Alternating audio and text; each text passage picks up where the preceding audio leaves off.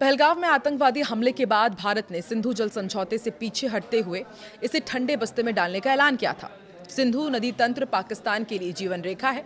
यदि इस सिस्टम में पानी का प्रवाह कम या ज्यादा हुआ तो इसका सीधा असर पड़ोसी देश यानी कि पाकिस्तान पर पड़ता है और इससे लाखों करोड़ों लोग सीधे तौर पर प्रभावित होते हैं। और अब अल नीनो के चलते इस बार बारिश में कमी की आशंका बनी हुई है। ऐसे में पाकिस्तान के लिए इन चुनौतियों से निपटना आसान नहीं होगा। माना जा रहा है कि पाकिस्तान में हाहाकार मच सकता है। नमस्कार, मैं हूं आकांक्षा और आप देख रहे हैं न्यूज़ 18 का डिजिटल प्लेटफॉर्म। बिल्कुल सही सुना आपने, पाकिस्तान में हाहाकार मचना तय है। मौसम वैज्ञानिकों ने इस बार अल नीनो के सक्रिय होने की चेतावनी दी है। इसका मतलब ये हुआ कि इस बार औसत से कम बारिश होने की पूरी आशंका है।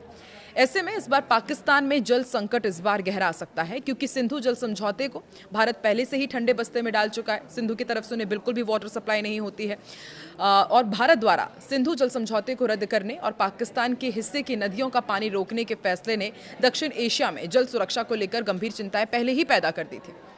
इस कदम का असर ऐसे समय में सामने आ रहा है जब अंतर्राष्ट्रीय मौसम एजेंसियां पहले ही अल नीनो के कारण कम बारिश और सूखे जैसी स्थिति की आशंका जता चुकी है। ऐसे में पाकिस्तान के लिए हालात और चुनौतीपूर्ण हो सकते हैं। पाकिस्तान की अधिकांश जनता को अपनी सरकार की काली करतूतों का खामियाजा गंभीर जल संकट के तौर पर भुगतना पड़ सकता है। दूसरी तरफ कम बारिश होने के बावजूद भारत के पास सरप्लस वाटर रहने की संभावना है, जिसका इस्तेमाल खेतीबाड़ी के साथ ही पेयजल के लिए भी किया जा सकेगा। सिंधु जल समझौता जो 1960 में भारत और पाकिस्तान के बीच विश्व बैंक की मध्यस्थता में हुआ था, दोनों देशों के बीच जल बंटवारे का हमेशा से आधार रहा है।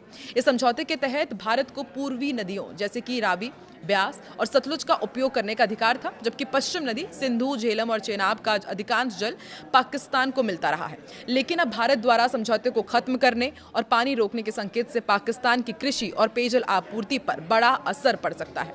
पहलगाम में बर्बर आतंकवादी हमले के बाद भारत ने सिंधु जल समझौते को रद्द कर दिया था, इसका ऐलान किया था और अब अल नीनो भी कमजोर रहेगा। तो ऐसे में एक्सपर्ट का मानना है कि पाकिस्तान की लगभग 80% खेती जो सिंधु नदी प्रणाली पर ही डिपेंड रहती है, उस पर सीधा असर पड़ेगा। और पाकिस्तान का पंजाब और सिंध प्रांत जो देश का प्रमुख कृषि क्षेत्र है, इन नदियों के जल पर पूरी तरह से टिके हुए हैं। यदि पानी की आपूर्ति बाधित होती है तो जाहिर सी बात है, गेहूं हो, चावल हो या फिर कपास हो, ये तमाम प्रमुख फसलों का उत्पादन बुरी तरह प्रभावित होगा, जिससे खाद्य संकट की स्थिति उत्पन्न हो सकती है। स्थिति को और गंभीर बनाने वाले कारक हैं अल नीनो। अंतर्राष्ट्रीय मौसम विभागों ने चेतावनी दी है कि इस साल अल नीनो प्रभाव के चलते दक्षिण एशिया में सामान्य से कम बारिश हो सकती है। इसका मतलब है कि न केवल नदियों में पानी का प्रवाह घटेगा, बल्कि भूजल स्तर भी तेजी से नीचे आ सकता है। पाकिस्तान जैसे देश जहां पहले से ही जल प्रबंधन की समस्याएं हैं, वहां पर यह स्थिति आपातकाल का रूप ले सकती है। पाकिस्तान जो पहले से ही जल संकट से जूझ रहा है, विश्व संसाधन संस्थान की रिपोर्ट के अनुसार पाकिस्तान दुनिया के सबसे अधिक जल संकटग्रस्त देशों में शामिल है। प्रति व्यक्ति जल उपलब्धता लगातार घट रही है और कई शहरों में पेयजल की कमी बेहद आम हो चली है। ऐसे में यदि भारत द्वारा पानी रोके जाने की स्थिति लंबे समय तक बनी रहती है तो ये संकट और गहरा सकता है। राजनीतिक स्तर पर भी इस फैसले के दूरगामी प्रभाव हो सकते हैं। पाकिस्तान इस मुद्दे को अंतर्राष्ट्रीय मंचों पर उठाने की कोशिश कर सकता है, जबकि भारत इसे अपने आंतरिक अधिकार और सुरक्षा से जुड़ा हुआ कदम बता सकता है। इससे जाहिर सी बात है, दोनों ही देश, भारत हो या फिर पाकिस्तान हो, इनके बीच तनाव बढ़ने की आशंका से इनकार नहीं किया जा सकता।